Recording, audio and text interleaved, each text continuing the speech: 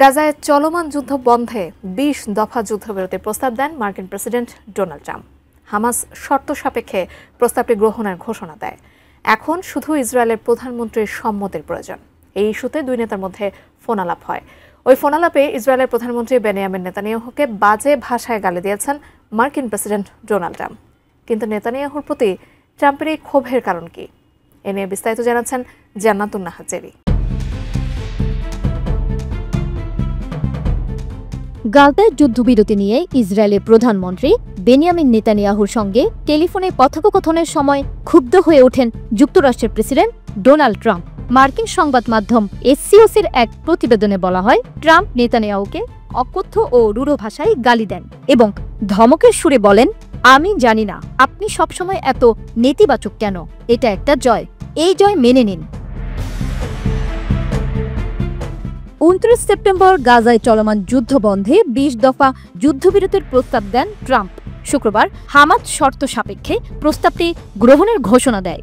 পরে ট্রাম্প বলেন, হামাসও শান্তি চায়, এখন শুধু ইসরায়েলি সম্মতি প্রয়োজন। কিন্তু ইসরায়েলি প্রধানমন্ত্রী বেনিয়ামিন নেতানিয়াহু একেবারেই ভিন্ন মত পোষণ করেছেন। সব মশার বিরুদ্ধে সুরক্ষা দিতে এলো বসুন্ধরা এক্সট্রিম অ্যারোসল। মশার বিরুদ্ধে এক্সট্রিম সুরক্ষা। প্রতিবেদন মতে, হামাসের প্রতিক্রিয়া পাওয়ার পর ট্রাম্প নেতানিয়াহুকে ফোন করেন এবং বলেন যে এটি একটি ইতিবাচক পদক্ষেপ। কিন্তু জবাবে নেতানিয়াহু তাকে বলেন, এটা উদযাপনের কিছু নয়, এর কোনো অর্থ নেই। নেতানিয়াহুর ওই কথায় চরম বিরক্ত হয়ে ট্রাম্প অকথ্য ভাষায় গালি দিয়ে একটি অশ্লীল শব্দ ব্যবহার করেন।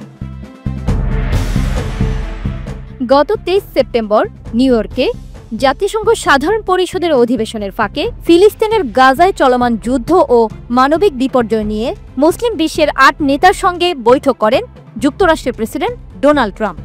ওই বৈঠকে সৌদি আরব, সংযুক্ত আরব আমিরাত, কাতার, মিশর, জর্ডান, তুরস্ক, ইন্দোনেশিয়া ও পাকিস্তানের নেতারা উপস্থিত ছিলেন।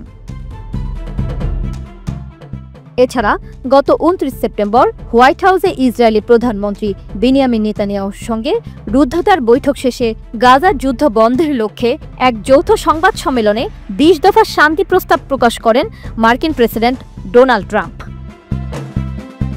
জান্নাতুন Nahar Jerry, desk report, ATN news.